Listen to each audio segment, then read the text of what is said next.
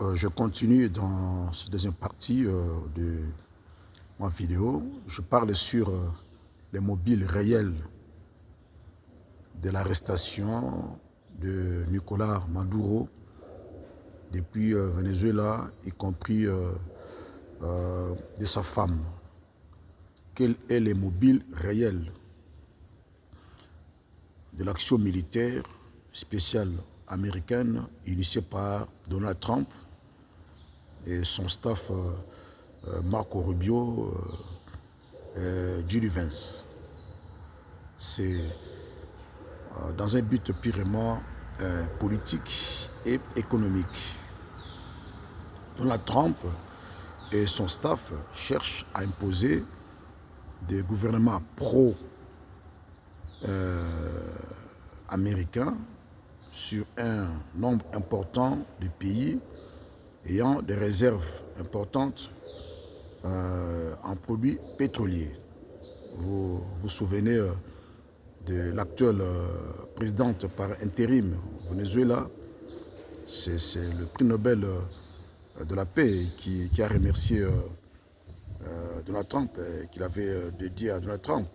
Et pour la remercier, Donald Trump aujourd'hui fait d'elle la présence par intérim du Venezuela, et avec les États-Unis qui supervisent la transition vers des élections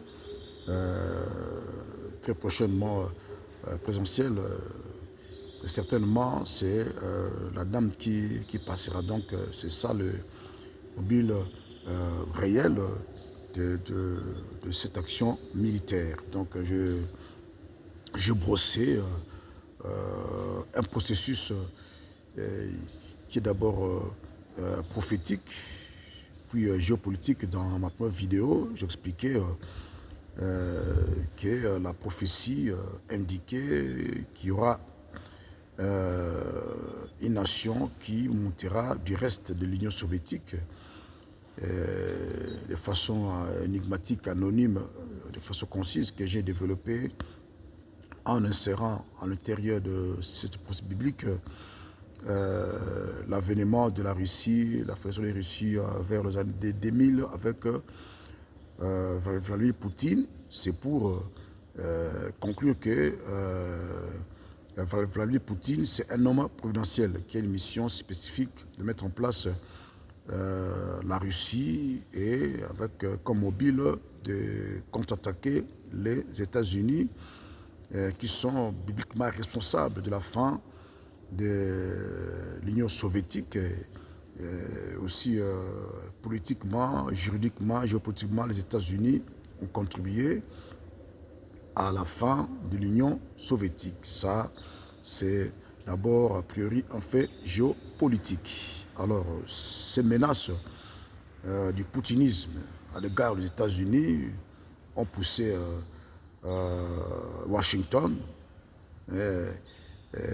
à mettre en place une stratégie de vouloir s'étendre à l'est de l'Europe jusqu'aux portes de la Russie, en mettant en place des gouvernements pro-américains en Géorgie, en Arménie, en Ukraine, et ainsi de suite.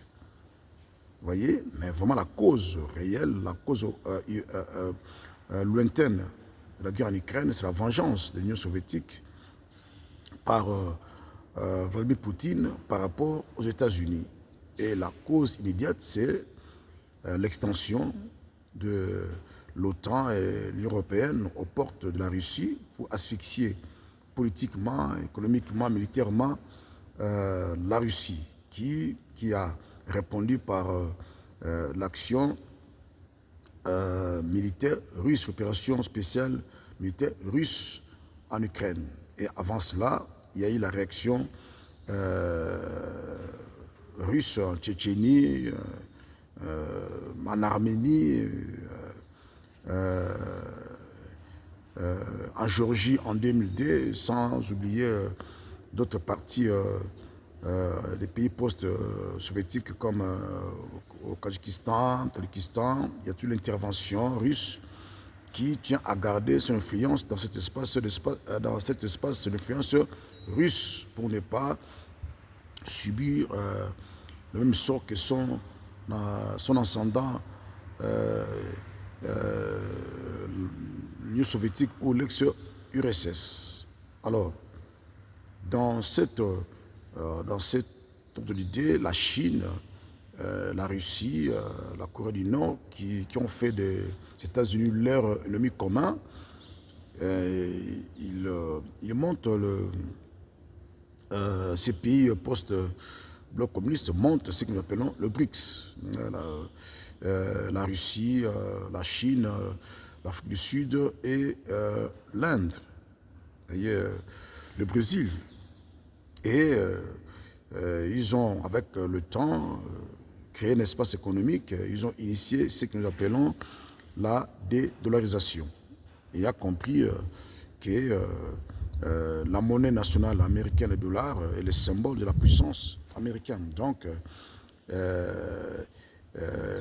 dédollariser cette monnaie américaine serait de toucher au cœur de l'hégémonie américaine. Nous savons la manœuvre que font ces pays pour dédollariser la monnaie nationale américaine. Alors, il se fait que, selon la prophétie, le pays post-bloc communiste vont s'intéresser aux pays du Moyen-Orient, l'Iran, l'Arabie Saoudite, qui est un partenaire important sur le plan économique avec les États-Unis, c'est la Chine, la Russie ont influencé, ont arrivé à convaincre l'Arabie Saoudite à abandonner le pétrodollar. C'est-à-dire, il y a un deal qui porte un nom, j'en parlerai en passant, qui date de longtemps entre la monarchie saoudienne et les États-Unis, dont il y a des échanges. Les États-Unis protègent la monarchie saoudienne et en contrepartie, la monarchie saoudienne vend le pétrole en dollars. Vous savez, l'Arabie Saoudite, c'est un pays qui égorge une quantité importante en réserve de produits pétroliers. Et c'est un pays qui influence les activités pétrolières au sein de l'OPEP, l'Organisation mondiale du pétrole. Donc le pétrole, c'est vend en dollars. Cela est bénéfique pour l'économie américaine qui est un levier de puissance pour les États-Unis. Alors, les BRICS sont partis toucher au cœur du symbole de la puissance américaine en voulant dollariser la monnaie américaine par les activités commerciales ou économiques liées au pétrole. Vous voyez, l'Arabie Saoudite est en processus de mettre fin à vendre ses produits pétroliers uniquement, exclusivement en dollars. Cela va déclencher le déclin des États-Unis. Et le Venezuela, c'est aussi l'un des pays de l'OPEP qui a une quantité de réserves en produits pétroliers importantes, la Chine est un partenaire économique en matière en faveur du Venezuela. Nous avons aussi la Russie. Alors, pour Donald Trump, qui a promis à son électorat de rendre l'Amérique sa grandeur perdue des années antérieures, Donald Trump, qui au départ n'était pas un ventre-guerre, et il a compris cette évidence, ces principes de la prépondérance de la puissance militaire, dont la prophétie biblique parle aussi. C'est un principe qui a été maîtrisé en Chine, en Russie, en Corée du Nord et en Iran. Vous voyez, Donald Trump amène les Américains sur ce chemin-là du militarisme. Il a donné des discours avant d'aller opérer militairement au Venezuela. Alors, qu'est-ce qui se passe? Les mobiles réels de cette attaque américaine super militaire au Venezuela, ce n'est pas la drogue qui est au centre de l'arrestation de Maduro, comme je disais, c'est un but politique, économique de mettre en place le gouvernement pro-américain. Vous voyez, les États-Unis n'ont pas assez de capacités d'attaquer militairement la Chine, d'attaquer militairement la Russie, la Corée du Nord et même aussi l'Iran. Parce que ces pays ont des programmes nucléaires. Les États-Unis craignent plus l'arme atomique que les armes conventionnelles. Alors il faut mener une guerre économique pour faire agenouiller ces pays-là dans le cadre de sa politique du piège des Tussilis qui consiste à attaquer des pays émergents qui montent contre le leadership mondial américain. Alors le plan de Trump, c'est de prendre contrôle un grand nombre de réserves en pétrole. Alors, ils ne peuvent pas aller directement vers la Russie et tout consort. C'est nucléaire. Il faut prendre des pays faibles comme le Venezuela, la Colombie et tout le reste. Vous voyez, récemment, les Américains sont partis frapper le Nigeria sous prétexte qu'ils vont attaquer des touristes qui menacent la vie des chrétiens. C'est dans un but économique.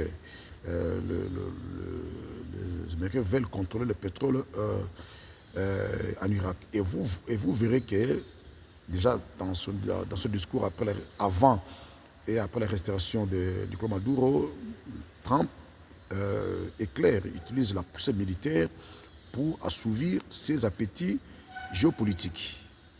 Vous voyez, il vise indirectement la Chine et la Russie, ainsi de suite. Et aussi ramener à la raison l'Arabie saoudite. Vous voyez? Donc il est maintenant vent en guerre, comme ses précédents, le président Ronald Reagan, le président Bush le père, le président Bush le fils, le président Bill Clinton aussi, par moment, Obama fut un vent en guerre et Joe Biden. Vous voyez? Donc c'est ça les mobiles réels, contrôler une grande partie des réserves mondiales en pétrole, avec des compagnies, des multinationales américaines, des compagnies pétrolières américaines. Il va placer le gouvernement pro-américain dans un certain nombre de pays. Et une fois que les États-Unis gèrent une grande quantité de réserves en pétrole, les États-Unis vont continuer à imposer l'achat de produits pétroliers en dollars.